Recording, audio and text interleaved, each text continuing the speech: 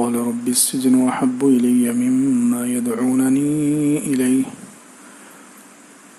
وإلا تصرف عني كيدهن أصب إليهن وأكن من الجاهلين فاستجاب له ربه فصرف عنه كيدهن إنه هو السميع العليم ثم بدا لهم من بعد ما رأوا الآيات ليسجننه حتى حين ودخل معه السجن فتيان قال أحدهما إني أراني أعصر خمرا وقال الآخر إني أراني أحمل فوق رأسي خبزا تأكل الطير منه نبئنا بتأويله إنا نراك من المحسنين قال لا يأتيكما طعام ترزقانه إلا نبأتكما بتأويله قبل أن يأتيكما ذلكما مما علمني ربي إني تركت ملة قوم لا يؤمنون بالله وهم بالآخرة هم كافرون.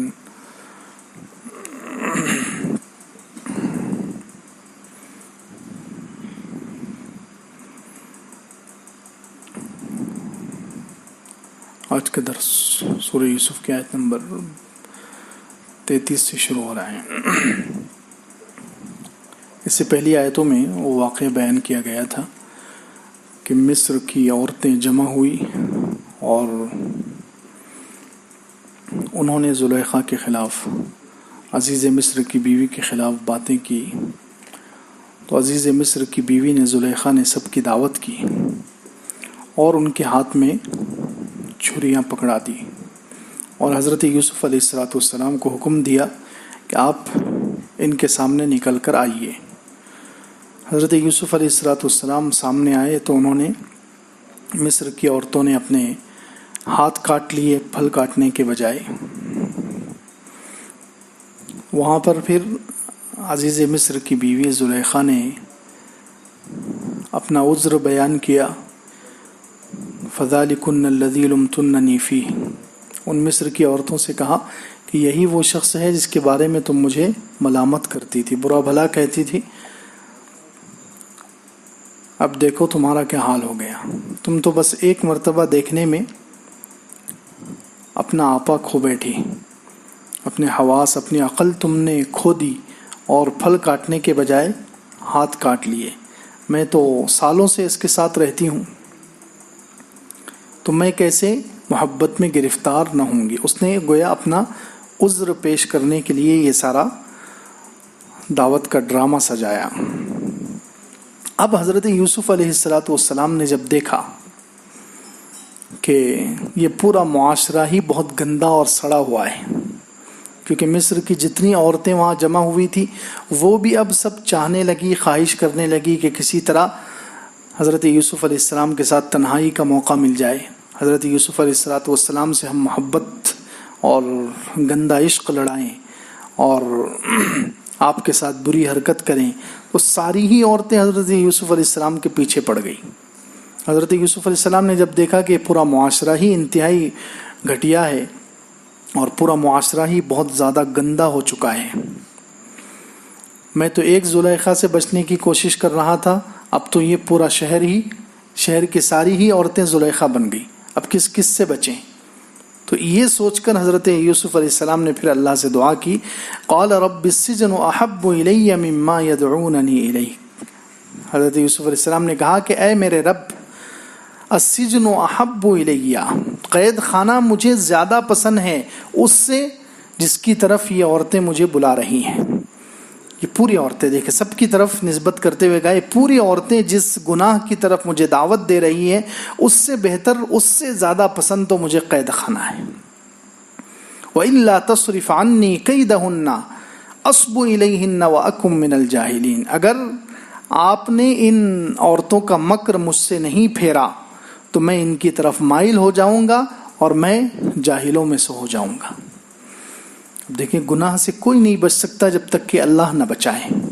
حضرت یوسف علیہ السلام جیسے مقدس نبی معصوم ہیں، جو وہ گناہ کر ہی نہیں سکتے، ہزار کے لاکھ کروڑ زلیخا آ جائے ان کو بہکانے کے لیے، لیکن نبی ہیں وہ غلط حرکت کر ہی نہیں سکتے، لیکن پھر بھی کتنی ان کے اندر عاجزی ہے. وہ یہ نہیں کہہ رہے کہ میں اپنے تقوی کی برکت سے بچ جاؤں گا، میں اپنے ایمان سے ان عورتوں کے مکر سے بچ جاؤں گا، بلکہ اللہ سے عاجزانہ دعا کر رہے ہیں. وَإِلَّا تَصْرِفْ عَنِّي كَيْدَهُنَّ، اے اللہ اگر آپ نے مجھے ان کے مکر سے نہ بچایا، ان کے مکر کو مجھ سے نہ پھیرا، اصب الیہن، میں ان کی طرف جھک جاؤں گا، مائل ہو جاؤں گا، وَأَكُمْ مِنَ الْجَاهِلِينَ، اور جاہلوں میں سے ہو جاؤں گا. گناہ سے بچنے کے لیے دو چیزیں، گناہ سے بچنے کے لیے سب سے زیادہ مؤثر، جو لوگ گناہ چھوڑنا چاہتے ہیں ان کے لیے سب سے زیادہ کام کی چیز یہ دو چیزیں ہیں. ہر گناہ چھوڑنا انشاءاللہ آسان ہے. سب سے پہلی چیز ہے دعا. گناہ سے بچنے کے لیے اور گناہ کی عادت چھڑانے کے لیے سب سے بہترین عمل، سب سے پہلا عمل دعا ہے. اللہ سے دعا کی جائے، اللہ سے مانگا جائے کہ اللہ تو ہمیں گناہوں سے بچا لے، اس گناہ سے بچا لے. کوئی خاص گناہ اگر زندگی میں ہو جو سالوں سے کیا جا رہا ہو، جس کی عادت زندگی سے ختم نہ ہوتی ہو، تو اس کو زندگی سے نکالنے کے لیے سب سے زیادہ مؤثر دو چیزیں ہیں. ان میں سے پہلی چیز ہے دعا. اللہ سے مانگا جائے، اپنے اوپر بھروسہ نہ کیا جائے، اپنے نفس پر، اپنے تقوی پر، اپنے ایمان پر، اپنی ذات پر بھروسہ نہ کیا جائے، بلکہ دعا کر کے اللہ سے مانگا جائے. دوسری چیز گناہ سے بچنے کے لیے برا ماحول چھوڑنا، بری صحبت ہے، بری دوستی ہے، برا ماحول چھوڑنا.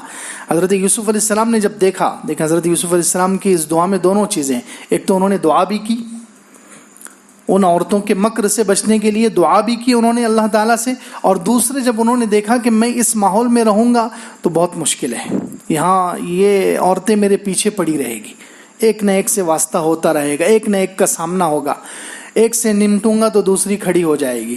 تو اس لیے حضرت یوسف علیہ السلام نے کہا اس گندے معاشرے سے نکلو، جیل خانہ بہتر ہے، جیل میں چلے جاؤ. ہاں، مومن کی یہی سوچ ہوتی ہے کہ جسم قید میں چلا جائے کوئی مسئلہ نہیں، روح قید میں نہیں جانی چاہیے گناہ کر کے. جسم جیل میں چلا جائے، جیل کی صعوبتیں، جیل کی مشکلات، جیل کی تکلیفیں ہمارا جسم سہ سکتا ہے، یہ کوئی مسئلہ نہیں ہے، لیکن روح کو جیل نہیں ہونی چاہیے. یعنی روح گناہ کر کے میں روح کو جیل میں نہیں ڈال سکتا. روح میری آزاد رہے چاہے جسم کے ساتھ میں جیل میں رہوں، یہ مومن کی سوچ ہوتی ہے.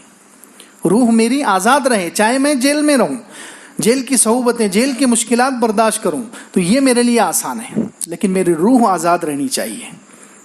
یہ کتنا پیارا درس دیا گیا کہ روح کی آزادی کی فکر کرو، روح کی آزادی کو اولین ترجیح دو. جسم کی آزادی دوسرے نمبر کی چیز ہے، پہلے نمبر پر روح آزاد ہو، گناہ سے، اللہ کی نافرمانی سے، گندگی سے، گناہوں کے داغ اور دھبوں سے روح آزاد ہو تو پھر انسان مسلمان جیل میں بھی ہے تو کوئی مسئلہ نہیں، جیل کی زندگی بھی اس کے لیے جنت ہے. تو خیر، دعا کی حضرت یوسف علیہ السلام. گناہوں سے بچنے کے لیے دو چیزیں، ایک تو دعا اور دوسرے برے ماحول کو چھوڑنا، بری صحبت کو چھوڑنا. ایک اور چیز، حضرت یوسف علیہ السلام تو حضرت یوسف تھے، وہ تو نبی ہیں اور ان کا ایمان بھی کتنا مضبوط، جسم بھی اللہ تعالیٰ نے ان کو ایسا عطا فرمایا، تو انہوں نے تو جیل کی بات کر دی. ہم تو کمزور ہیں، ہمیں مصیبت کی دعا نہیں مانگنی چاہیے، جیل تو ہمارے لیے مصیبت ہی ہے. ہم جیسے کمزوروں کے لیے تو جیل مصیبت ہی ہے. ہمیں تو اللہ کے رسول صلی اللہ علیہ وسلم نے جو سکھایا ہے کہ عافیت مانگنی چاہیے، حسنہ، دنیا اور آخرت کی بھلائی اور نیکی مانگنی چاہیے. مسلم شریف میں ہے، ایک صحابی تھے، حضور اقدس صلی اللہ علیہ وسلم ان کے پاس گئے، معلوم ہوا بیمار ہیں تو ان کی عیادت کے لیے گئے. دیکھا تو وہ اتنے کمزور اور اتنے دبلے ہو گئے کہ بالکل چوزے کی طرح. مرغی کا جو چوزا ہوتا ہے کتنا کمزور اور کیسا ہوتا ہے، وہ صحابی کی اتنی بری حالت ہو گئی، اتنے کمزور، اتنے لاغر، اتنے دبلے. اللہ کے رسول صلی اللہ علیہ وسلم نے پوچھا کہ کیا بات ہے، تمہاری یہ حالت کیسے ہوگی، تم نے کچھ دعا مانگی تھی؟ حضور صلی اللہ علیہ وسلم نے بھانپ لیا، حضور اقدس صلی اللہ علیہ وسلم نے بھانپ لیا اور ارشاد فرمایا کہ تم نے کسی چیز کی دعا کی تھی؟ انہوں نے کہا ہاں، میں نے یہ دعا کی تھی کہ اے اللہ، آخرت میں جو تو سزا دینا چاہتا ہے وہ مجھے دنیا میں دے دے. میں نے یہ دعا کی تھی تو اس لیے میری یہ حالت ہو گئی. اللہ کے رسول صلی اللہ علیہ وسلم نے ارشاد فرمایا یہ دعا کرو، ربنا آتنا فی الدنیا حسنہ وفی الآخرۃ حسنہ، دنیا اور آخرت کی حسنہ مانگو، دنیا اور آخرت کی بھلائی، دنیا کی بھی بھلائی، آخرت کی بھی بھلائی. تو تو اس لیے حسنہ بھلائی مانگنی چاہیے، عافیت مانگنی چاہیے. عافیت سب سے بہترین چیز ہے. حضرت ابوبکر رضی اللہ عنہ نے خطبہ دیا تو اس میں ارشاد فرمایا کہ ایمان کے بعد سب سے بڑی نعمت ہے عافیت. عافیت دین میں، دنیا میں، بدن میں. دین میں عافیت یہ ہے کہ انسان کا دین فتنوں سے محفوظ رہے. دین میں عافیت یہ ہے سلامت الدین من الفتن، دین آدمی کا فتنوں سے محفوظ رہے. دین میں آدمی کوئی فتنے کا شکار نہ ہو جائے، گمراہ آدمی کے پیچھے نہ چلنے لگے، گمراہ عقائد کا شکار نہ ہو جائے. تو دین میں عافیت یہ ہے کہ آدمی کا دین فتنوں سے محفوظ رہے، غلط عقائد سے، غلط اعمال سے، بدعات سے، گناہوں والی زندگی سے. یہ دین کی عافیت ہے. اور دنیا کی عافیت یہ ہے کہ دنیا میں آدمی مصیبتوں سے بچا رہے. اور بدن کی عافیت یہ ہے کہ انسان کا بدن بری بیماریوں سے اور محنت مشقت سے بچ جائے. یہ ملا علی قاری رحمۃ اللہ نے تشریح کی عافیت. تو عافیت مانگنی چاہیے. اور عافیت کی مثال علماء دیتے ہیں کہ عافیت کی وجہ سے مصیبتیں کیسی آسان ہو جاتی ہیں. مصیبتیں اگر آنا اگر مقدر میں طے بھی ہے تو کیسی بالکل آسان ہو کر آتی ہے، انسان کو پتہ ہی نہیں چلتا، مصیبتیں گزر جاتی ہیں. جیسے مثال کے طور پر کسی کے اوپر مقدر ہے، طے تھا، لکھا ہوا تھا کسی کی تقدیر میں کہ اس کے اوپر پہاڑ گرنے والا ہے. مثال ہے ایک، کسی کے اوپر یہ طے تھا، مقدر میں تھا کہ اس کے اوپر پہاڑ گرنے والا ہے. اب اس شخص نے عافیت کی دعا کیا تو وہ پہاڑ تو گرے گا لیکن چورا ہو کر گرے گا، ریت بن کر گرے گا. یہ ہے عافیت. پہاڑ تو گرے گا لیکن وہ ریت بن کر گرے گا تو بتائیے آدمی کو پتہ بھی نہیں چلے گا.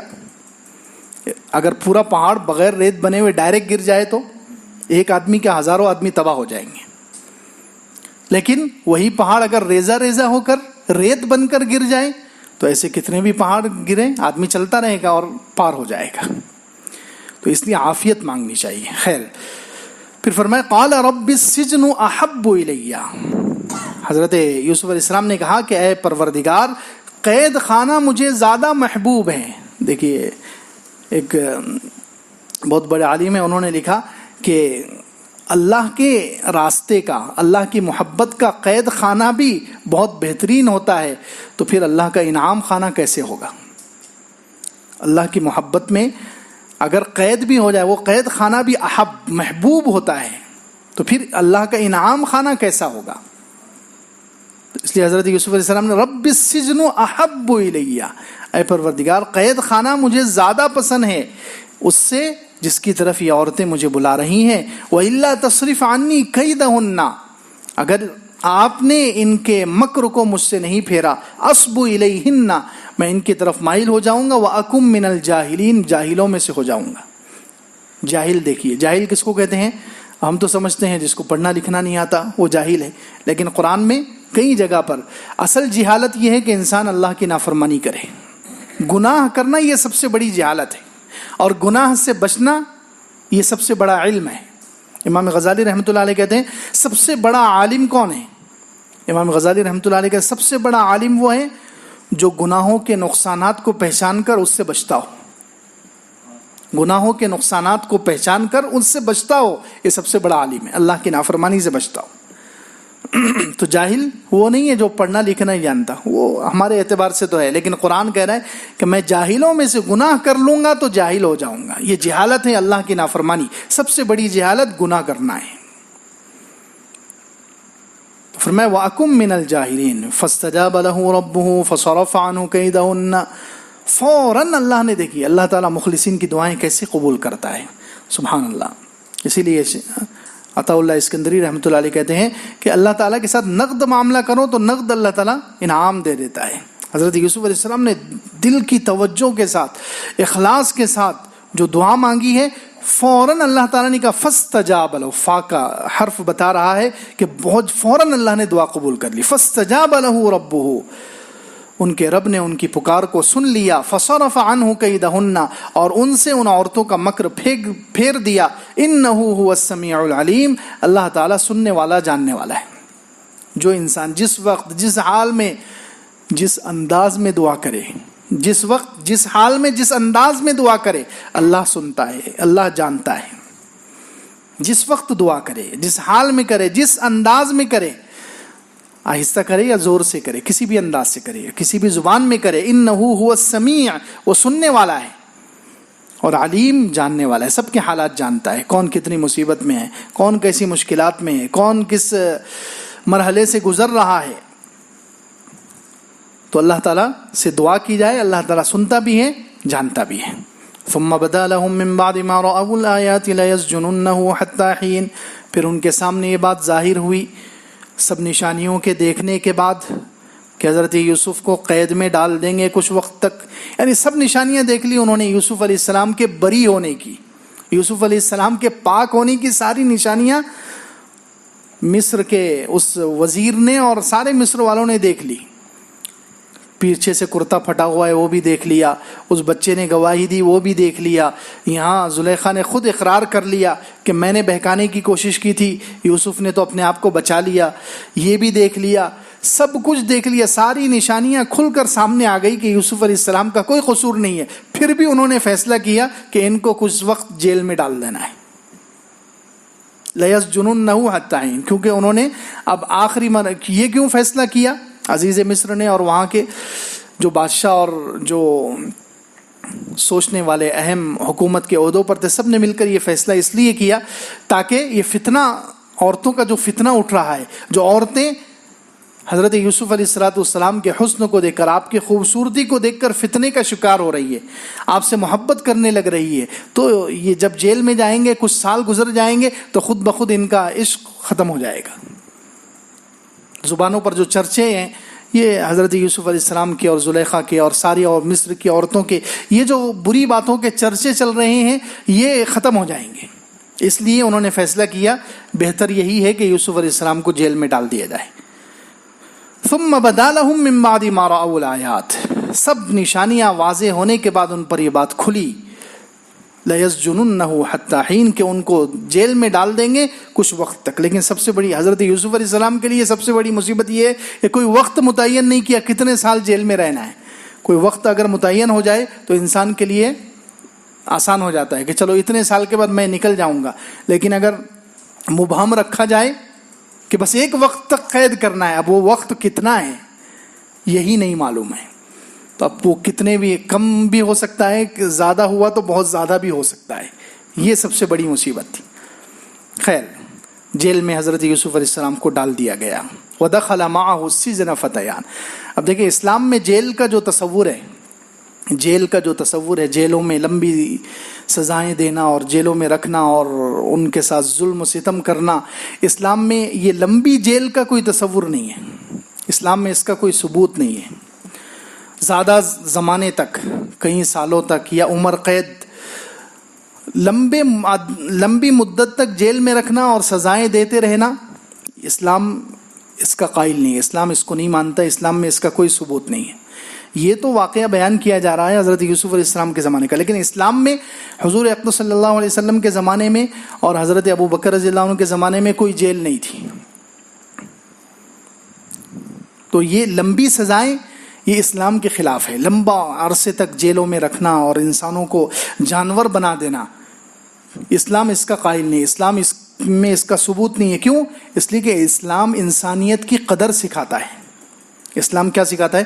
انسانوں کو ذلیل کرنا، ان کو مار مار کے جانور بنا دینا اور مجرم کو اور بڑا مجرم بنا دینا، اسلام اس کو نہیں مانتا ہے۔ جیلوں میں یہی ہوتا ہے کہ جیل میں جا کر جب جیل میں ڈال دیا جاتا ہے تو پھر وہ ظلم و ستم ہوتا ہے کہ اللہ کی پناہ، جانوروں کے ساتھ بھی وہ سلوک نہیں ہوتا جو قیدیوں کے ساتھ ہوتا ہے، جو قیدیوں پر جو ظلم و ستم کیا جاتا ہے، جو انسانیت کو وہاں شرمسار کیا جاتا ہے، انسانوں کو جو ذلیل کیا جاتا ہے اور بدترین سلوک کیا جاتا ہے، اسلام یہ نہیں چاہتا۔ اسلام تو انسانوں کی قدر، انسانوں کی عزت اور مقام بڑھانا چاہتا ہے، اس لیے اسلام میں لمبی جیل نہیں ہے۔ یہ سب کافروں کی نکالی ہوئی ہے، یہ اس زمانے میں بھی جو جس جیل میں ڈالا گیا تھا یہ کافروں کی بنائی ہوئی جیلیں تھیں، اور آج تک بھی جو جیلیں ہیں وہ کافروں کی ہی بنائی ہوئی ہے۔ لیکن کچھ مسلمان بادشاہ بھی ظالم آ گئے، کچھ مسلمان بادشاہ بھی ایسے آ گئے جو خود دین پر نہیں تھے، خود بس وہ اپنے عہدے کے اور کرسیوں کے پجاری تھے، وہ دین کو نہیں مانتے تھے، نہ دین پر چلتے تھے، اور اللہ اور اس کے رسول صلی اللہ علیہ وسلم کے سچے نائب نہیں تھے، تو انہوں نے بھی جیلیں بنائی. خیر، لیکن ان کا عمل کوئی دلیل نہیں ہے. دلیل تو حضور اقدس صلی اللہ علیہ وسلم اور صحابہ جو اہم ہیں ان کا عمل دلیل ہے. حضور صلی اللہ علیہ وسلم کے زمانے میں، حضرت ابوبکر کے زمانے میں کوئی جیل نہیں تھی کہ اگر کسی کو قید کرنا بھی ہوا تو مسجد نبوی میں باندھ دیا گیا. سمامہ ابن اسال رضی اللہ عنہ ایک صحابی ہے جو پہلے بہت کٹر کافر تھے، اور انہوں نے بہت سارے مسلمانوں کو مارا تھا، بہت مسلمانوں کو قتل کیا، شہید کیا. کسی طرح وہ ہاتھ میں آ گئے تو ان کو کہاں باندھا گیا؟ حضور صلی اللہ علیہ وسلم کے ساتھ مسجد نبوی کے ایک ستون سے باندھ دیا گیا. ٹھیک ہے، مسجدوں کا تصور کتنا وسیع تھا اس زمانے میں، مسجدوں میں کیا کیا کام ہوتے تھے. آج کل تو بہت محدود تصور ہو گیا.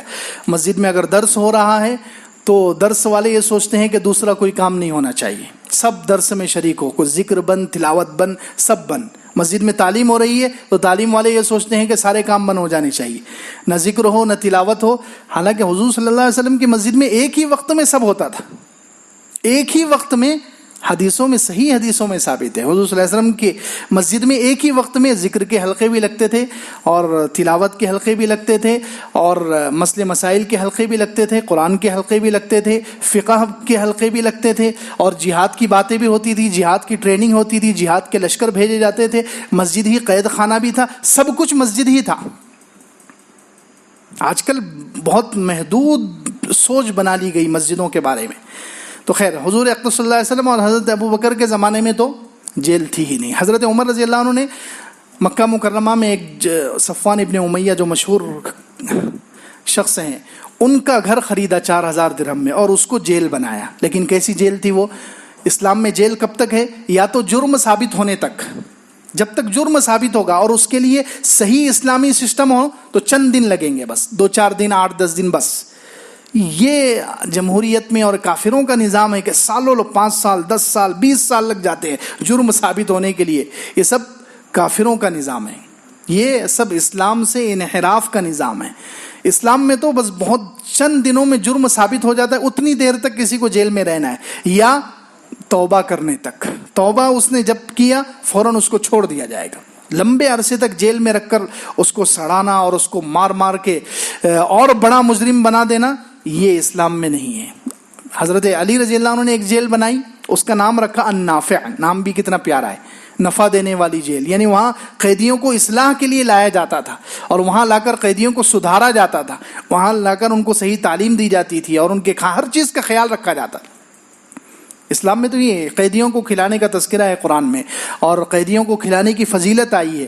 غزوہ بدر کے قیدی آئے تو حضور صلی اللہ علیہ وسلم نے ان کو، صحابہ کرام کو ترغیب دی کہ ان قیدیوں کو اچھا کھانا کھلاؤ.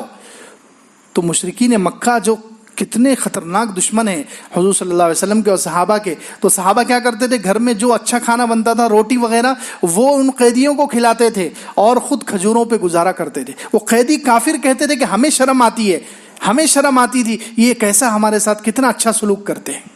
یہ ہے اسلام. خیر، اسلام میں لمبی قید کا کوئی تصور نہیں ہے، یہ سب کافرانہ نظام ہے، دجالی اور شیطانہ نظام ہے. تو حضرت یوسف علیہ الصلوۃ والسلام کو بے قصور جیل میں ڈال دیا گیا. جیل میں گئے، اب جتنے جیل والے تھے، چاہے وہ جیل کے پولیس ہوں، جیل کے اور جیل میں نگرانی کرنے والے فوجی ہوں، یا جیل میں رہنے والے قیدی، حضرت یوسف علیہ السلام سے بہت جلد مانوس ہو گئے. سب کے سب حضرت یوسف علیہ السلام سے محبت کرنے لگے. یا بعض مفسرین کہتے ہیں کہ جیل میں پہنچتے ہی سب کو پہلے سے معلوم تھا کہ حضرت یوسف علیہ السلام کا کردار کیسا ہے، حضرت یوسف علیہ السلام کتنے بہترین انسان ہیں. تو ان کو دیکھتے ہی پورا جیل کا نظام بدل گیا. اور یہاں تک مفسرین نے لکھا ہے کہ جیل کا جو بڑا جیلر تھا، اس نے سارا سسٹم حضرت یوسف علیہ السلام کے حوالے کر دیا کہ آپ اب جیسا چاہیں اس جیل کا نظام چلائیں. روایتوں میں یہ بھی ہے کہ جیسے ہی حضرت یوسف علیہ السلام جیل میں گئے، جیلر نے آپ کو دیکھا تو وہ بھی محبت میں گرفتار. اس نے کہا کہ مجھے آپ سے محبت ہو گئی ہے. تو حضرت یوسف علیہ السلام نے اس سے کہا کہ جس نے بھی مجھ سے محبت کی ہے، میں ہمیشہ مصیبت میں ہی گرفتار ہوا ہوں. جس نے بھی مجھ سے محبت کی ہے، بچپن میں مجھ سے محبت کی تھی میری پھوپھی نے. حضرت یوسف علیہ السلام نے اس سے کہا بچپن میں مجھ سے محبت کی میری پھوپھی نے، وہ مجھے گھر لے کر گئی، کئی سال تک مجھے گھر رکھا. پھر جب میرے ابا نے مجھے منگوایا تو میری پھوپھی نے کیا کیا، ایک چال چلی. ان کے پاس ایک پٹا تھا، وہ پٹا انہوں نے میرے گلے میں باندھ دیا، اور جب حضرت یعقوب علیہ السلام اور لینے والے وہاں پر پہنچے تو پھوپھی نے میرے اوپر چوری کا الزام لگا دیا کہ اس نے میرا پٹا چرایا ہے. تو دیکھا تو وہ میرے گلے میں بندھا ہوا، مجھے معلوم ہی نہیں، پھوپھی نے نیند میں باندھ دیا. تو اب چوری کا الزام لگ گیا بلا وجہ، اور اس زمانے میں جس پر چوری کا الزام لگتا تھا اس کی سزا یہ تھی کہ اس کو گھر میں روک لو. تو ان کی پھوپھی نے، ان کو اتنی محبت ہو گئی پھوپھی کو کہ روکنے کے لیے انہوں نے یہ چال چلی. بولے بلا وجہ مجھے چور ثابت کیا گیا اور پھوپھی نے روک لیا. تو پہلی محبت یہ ہوئی. پھر ابا نے محبت کی تو بھائیوں کو دشمنی ہو گئی، حسد ہو گئی، انہوں نے مجھے کنویں میں ڈال دیا. پھر میں مصر آیا، مصر میں زلیخا نے محبت کی تو اب جیل میں آ گیا. اب تو محبت کر رہا ہے تو پتہ نہیں کہاں جاؤں گا. تو کہ وَدَخَلَ مَعَهُ السِّجْنَ فَتَيَانِ. اب جیسے ہی جیل میں گئے، اللہ رب العزت کا نظام دیکھے، سبحان اللہ. اللہ تعالیٰ کو حضرت یوسف علیہ السلام کی کیسی اللہ تعالیٰ نگرانی کر رہے ہیں، کیسے اللہ رب العزت اسباب بنا رہے ہیں، کیسے اللہ تعالیٰ ان کی مدد کر رہے ہیں. ادھر حضرت یوسف علیہ السلام جیل میں پہنچے اور ادھر حضرت یوسف علیہ السلام کے نکلنے کا راستہ بھی بننا شروع ہو گیا. کیا قدرت ہے اللہ کی، سبحان اللہ. وَدَخَلَ مَعَهُ السِّجْنَ فَتَيَانِ. حضرت یوسف علیہ السلام جیل میں پہنچے تو آپ کے ساتھ 2 نوجوان بھی جیل میں آ گئے. اب یہ نوجوان کون ہیں؟ دیکھو ان 2 نوجوانوں کو اللہ نے ایسا سسٹم بنایا کہ یہ 2 نوجوان جیل میں آ گئے، انہی میں سے ایک آگے چل کر جیل سے نکلنے کا ذریعہ بننے والا ہے. تو اللہ تعالیٰ نے جیل میں جاتے ہی نکلنے کا راستہ بنانا شروع کر دیا. اب یہ 2 نوجوان کون تھے؟ کہتے ہیں یہ بادشاہ کے بالکل مقرب تھے، جو مصر میں جس بادشاہ کی حکومت تھی اس کے بہت قریبی. ایک اس کا ساقی تھا، یعنی اس کو شراب پلانے والا تھا، اور ایک اس کا کھانا بنانے کی جو ٹیم ہوتی ہے ان کا انچارج تھا، آفس سب سے بڑا ہیڈ تھا. اور دونوں پر الزام یہ لگا کہ دونوں کو کچھ لوگوں نے پیسے دیے، دونوں کو کچھ لوگوں نے پیسے کھلائے کہ بادشاہ کے کھانے میں اور بادشاہ کی شراب میں زہر ملا دو، یہ بادشاہ بہت لمبی عمر ہو گئی اس کی، یہ دنیا سے چلا جانا چاہیے. تو اب جو کھانے والا تھا، کھانے کا جو ہیڈ تھا، اس نے تو ملا دیا زہر، لیکن جو شراب پلانے والا تھا بادشاہ کو، اس نے ڈر کے مارے نہیں پلایا. تو اس نے زہر نہیں ملایا اور بادشاہ کو جا کر پورا اس نے صحیح واقعہ بتا دیا کہ ہم دونوں کو پیسے دیے گئے ہیں اور آپ کے خلاف یہ سازش کی گئی ہے، آپ کو قتل کیا جا رہا ہے. تو بادشاہ نے اس سے کہا کہ اچھا یہ شراب تو نے ابھی بنائی ہے تو یہ تو خود پی کر بتا دے. تو اس نے تو زہر نہیں ملایا تھا، اس لیے اس نے پی لیا. تو بادشاہ کو یقین ہوا یہ سچ بول رہا ہے. پھر اس جس نے کھانے میں زہر ملایا تھا اس سے کہا تو یہ کھانا کھا کے بتا. تو وہ فوراً کہنے لگا میں نہیں کھاؤں گا، کیونکہ زہر ملا دیا تھا اس نے. تو وہ جانور کو کھلایا بادشاہ نے، تو جانور مر گیا.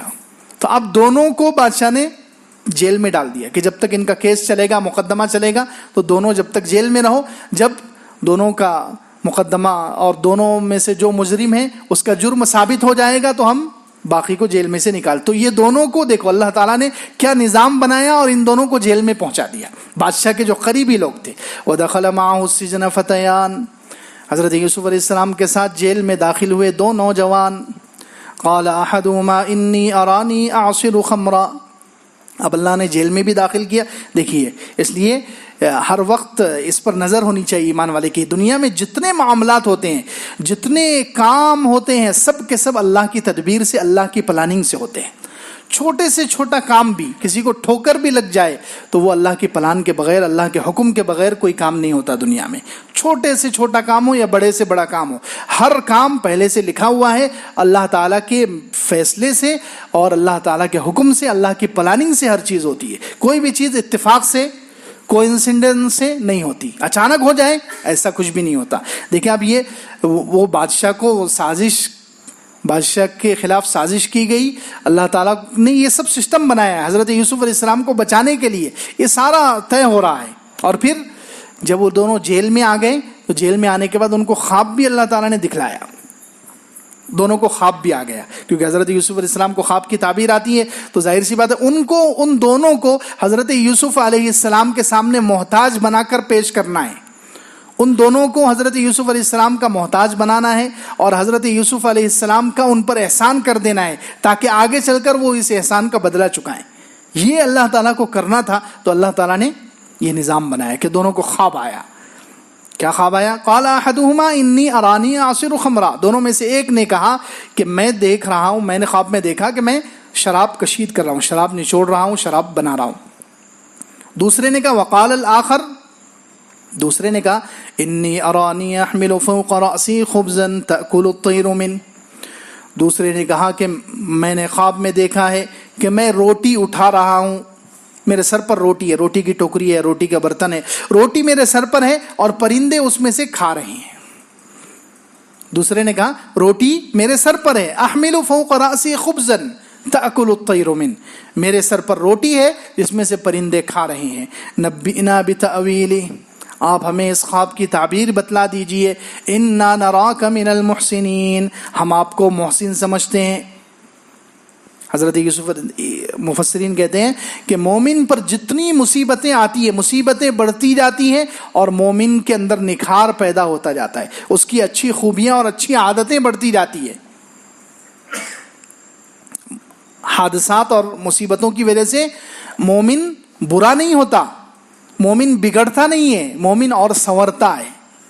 اب دیکھیں حضرت یوسف علیہ السلام پر کتنے حادثات آ رہے ہیں، کنویں میں ڈال دیا گیا، پھر غلام بنا کر بیچ دیا گیا، مصر میں غلام بنا دیا گیا، پھر بادشاہ کے محل سے پھر جیل قید خانے میں آ گئے۔ تو انسان تو جو ہے بالکل چڑچڑا ہو جانا چاہیے، بد اخلاق ہو جانا چاہیے۔ کوئی عام بندہ ہوتا تو کیا حال ہوتا اس کا؟ اتنی مصیبتوں کو دیکھ کر شاید وہ پاگل ہو جاتا۔ اتنی مصیبتوں کے بعد ایک کے بعد ایک مصیبتیں، ایک کے بعد ایک مصیبتیں، ایک کے بعد ایک مصیبتیں۔ لیکن ایمان والا جو ہوتا ہے، جو اللہ کو مانتا ہے، جو اللہ پر یقین رکھنے والا ہوتا ہے، وہ جتنے حالات آتے جائیں گے اتنا نکھرتا ہے، اس کے اخلاق اتنے اچھے ہوں گے، اس کی عادتیں اتنی اچھی ہوگی۔ دیکھیں جیل میں ہیں اور یہ سب قیدی ان سے محبت کر رہے ہیں اور کہہ رہے ہیں انا نراک من المحسنین، ہم آپ کو محسنوں میں سے سمجھتے ہیں، ہم آپ کو محسنوں میں سے سمجھتے ہیں۔ محسن اللہ کے ساتھ بھی ان کا معاملہ اتنا بہترین ہے، احسان کا معاملہ ہے۔ اللہ کی عبادت وہ جیل میں بھی اچھی طرح کر رہے ہیں۔ یہ نہیں کہ اللہ تعالیٰ میرے ساتھ کیا کر رہا ہے، اللہ تعالیٰ سے کوئی بدگمان نہیں ہے، کوئی بدظن نہیں ہے، اللہ سے کوئی بدگمانی نہیں کہ اللہ تعالیٰ میرے ساتھ یہ کیا کر رہا ہے، کیسی تدبیریں ہو رہی ہے، میرے اوپر تو مصیبتیں بڑھتی جا رہی ہے۔ اللہ تعالیٰ سے مایوس نہیں ہو رہے، وہ بدگمان نہیں ہو رہے، الٹا اور ان کی عبادتیں بڑھ رہی ہے۔ جیل کی تنہائی میں صبح، وہ تو نبی تھے، واقعتاً کیا عبادت ہوگی ان کی۔ ان نوجوانوں نے دیکھا تو انہوں نے کہا محسن ہیں آپ، احسان، آپ کے اللہ سے تعلق بھی ان کا مضبوط ہے اور محسن بندوں کے ساتھ سلوک بھی بہت اچھا ہے۔ جیل میں مفسرین نے لکھا ہے حضرت یوسف علیہ السلام سارے قیدیوں کی دیکھ ریکھ کرتے تھے، سارے قیدیوں کا خیال رکھتے تھے، کوئی بیمار ہو جاتا اس کی بیمار پرسی کرتے، کوئی مصیبت میں ہوتا اس کی مصیبت دور کرنے کی کوشش کرتے۔ جیل میں بھی لوگوں کے ساتھ بہت عمدہ اخلاق سے پیش آتے تھے، سب کے سب جیل میں حضرت یوسف علیہ السلام کو اپنا محسن سمجھتے تھے۔ جیل میں حضرت یوسف علیہ السلام کو اپنے لیے بہت بڑا مسیحا سمجھتے تھے۔ یہ مومن کی صفت ہوتی ہے کہ جتنا اس پر حالات بڑھتے جائیں گے اتنا اچھے اخلاق۔ اور یاد رکھیں جس کے اوپر حالات بڑھتے ہی وہ چڑچڑا ہو گیا، گالیاں دینا اور لوگوں کو، بیوی کے ساتھ برا سلوک، بچوں کے ساتھ برا سلوک، دوستوں کے ساتھ برا سلوک، پڑوسیوں کے ساتھ، تو یہ مومنانہ اخلاق نہیں ہے، ایمان میں کمزوری ہے یہ کہ حالات کی وجہ سے اخلاق بدل گئے۔ پہلے جب حالات اچھے تھے، پیسہ تھا اور ساری چیزیں تھی تو بہت اچھے اخلاق تھے، سب سے بہت اچھے سے ملتے تھے، لیکن جیسے ہی حالات بدل گئے تو بد اخلاق ہو گئے، بیوی کے ساتھ سلوک بدل گیا، بچوں کے ساتھ سلوک بدل گیا، پڑوسیوں کے ساتھ سلوک بدل گیا۔ تو یہ ایمان والے اخلاق نہیں، یہ تو پیسوں والے اخلاق نظر آ رہے ہیں، یہ تو چیزوں والے اخلاق ہیں کہ چیزیں تھیں تو اخلاق تھے اور چیزیں چلی گئی تو اخلاق رخصت ہو گئے۔ یہ کیا بات ہے؟ ایمان والا تو ہر حال میں اچھے اخلاق والا ہوتا ہے، اچھی عادتوں والا ہوتا ہے، اس کی عادتیں اس کے اندر ہوتی ہیں، وہ کبھی عادتیں اس سے جدا نہیں ہوتی۔ فرمایا نبئنا بتأویلہ، آپ ہمیں اس خواب کی تعبیر بتلائیں۔ انا نراک من المحسنین، ہم آپ کو محسنین میں سے سمجھتے ہیں۔ چلیے آئندہ ہفتے انشاءاللہ۔